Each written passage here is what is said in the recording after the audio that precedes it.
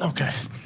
Erik, I know clutch games are the familiar theme of the season. You've told us all along how those moments help prepare for these moments. Can you talk about your team's poise and moxie down the strength in getting it done to go up 2-0? Yeah, I think probably all those games, more than anything, it just makes you realize how tough it is. It really is tough, to win. It's even tougher to win in the playoffs. And then you're playing against a very good basketball team in Boston. We've just had a lot of reps on learning how to deal with a lot of different emotions. I mean, there were so many different ebbs and flows of that game. But you start to wrap your mind around that it's going to be a long game, 48 minutes, and you got to win skirmishes. We had to battle through deficits in both halves. But we showed that grit and perseverance to be able to hang in there and then, make some plays. And defensively, in the second quarter, we're really good, to get back into the game, and then same thing in the second half. And then Jimmy and Bam just really anchored us offensively.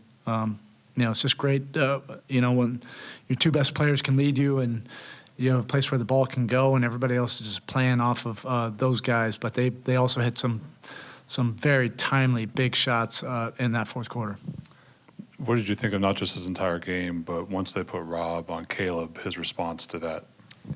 Yeah, they did it last year, so it's almost like he's had 12 months to prepare for this. He has a lot of pride. He doesn't like being whatever, but he's an important playmaker for us. Spacing the floor. He's not your traditional 3-and-D guy. He's a little bit unconventional out of the box, so he can do a lot of different things. But that's part of it. Like if they're going to play way off of him, he's now had a lot of months of knocking down those kind of shots, but also off the dribble, making plays, and just those timely winning plays. In the second quarter, really they made a big time push, and Caleb was the one. His energy, his offense, his defensive efforts really just kind of kept us, in that scrum. Jimmy and Bam are different off the court, but you've talked about how they're so similar on the court, just in their on-court personas. What makes them so unique as stars? That competitive spirit, the competitive will. They compete to win, and they understand you have to do it on both ends of the court. Both of them, at some point probably guarded basically everybody on the floor. At some point with the switches. So they're going to burn a lot of calories on that end, but then they have this shoulder, massive responsibilities for us on the other end. So we follow them. We follow them with their spirit, their competitive will, night in, night out. Spo, you've talked for years about the will you've got to have to succeed in the postseason. Why is the belief within this group so strong that you guys will find a way no matter the circumstances? Feels like this has just been our existence all year long. I guess nobody's really paying attention, but we were in every single game. It felt like for weeks on end. Best team in the league. Certainly as broadcasters. Whether we were shooting it or the other team was shooting it. So you develop some grit, from that. And whether it turns into confidence or not, sometimes you don't have the confidence, but at least you have that experience of going through stuff, and you understand how tough it is. What was going through your head when you saw Jimmy and Grant face-to-face like that? Mike, is it fair to say you were not displeased? I can see where you're going. Look, I love that gnarly version of Jimmy, but you get that regardless. I just think people now are paying a lot more attention, to him now. We've won some games in the postseason. The last few years, Jimmy is just a real competitor.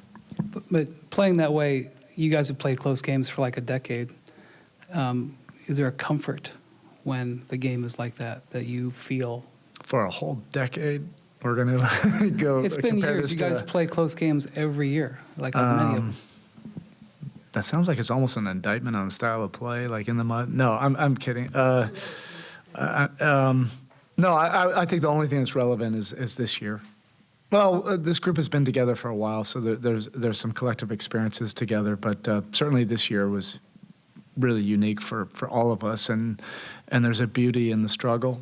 There's a beauty in that grind, and we're privileged to be able to go through a unique regular season like we have. But we're in the midst of this right now, and yes, we feel a certain way about getting these two games, but we're well aware of who they are, what they're capable of. Just in these first two games, they've gone on big runs on us. So we have to stay focused on the task at hand and get ready for a big battle in Game 3. Coach, Game 2 against New York, I imagine you knew you would be going to some zone just because Butler was out. I wonder if this one, if you thought you'd be playing, had any idea that you'd be playing as much zone as when you you did. play, when you compete against great teams, very good teams like we're facing in Boston, you just have to do whatever's necessary. Now, it's not about the schematics or the X's and O's. You could invent a new defense if you're not committed to doing tough things. That's what this is about, doing tough things. Like these guys are not easy to defend. You have to be committed to doing the multiple efforts to contain, to get to the three-point line, to contain their drives. They do all of that, and then they crash the glass, whether in the man or the zone. But our guys have kind of wrapped their minds around that, how tough it is in the postseason. Erik over here. You've obviously been asked a lot about the undrafted story and having so many players along that's those kind lines. of played out. Well, Yeah. my But they're question. not even that's so disrespectful to keep on talking about that way. Like Gabe has been with us. He's a veteran. Yes. He's a seasoned veteran. I have not even bothered to look at the playoff experience, but he's got as much playoff experience as anybody in this postseason. He's been with us since the bubble. Like that storyline is over. These guys have proven themselves as competitors and winning players. Maybe they feel a certain way about it, but they have the full trust of everybody in our locker room. And this is just about the Heat versus Celtics right now. Well, my question along those lines is, what are the intangibles that those types of players have that you typically look for that maybe are showing up right now in the playoffs? Yeah, I mean, you see it. It's on display. Competitive will, competitive spirit. Toughness, understanding how tough it is to win. And there's a humility to that. It's a tough balance to have that razor's edge, but also have a humility, and a respect for the opponent. Those guys have that for sure. Erik, obviously you count on Duncan's three-point shooting to help you, but he also was aggressive going to the basket and gave you sort of a spark at a bunch of different times. He's a guy who's been in, he's a guy who's been out, been spotted a little. Your thoughts on his overall effort tonight? Now, that's been 2 years of development, where the scouting report was to do everything and anything to get him off that three-point line. So he's been working on that diligently for 2 off seasons, regular seasons, really working on his off-ball movement, more actions to the rim.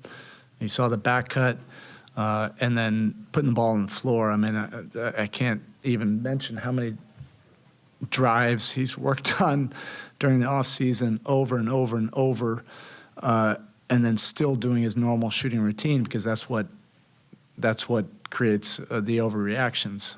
But that's a credit to his commitment to player development.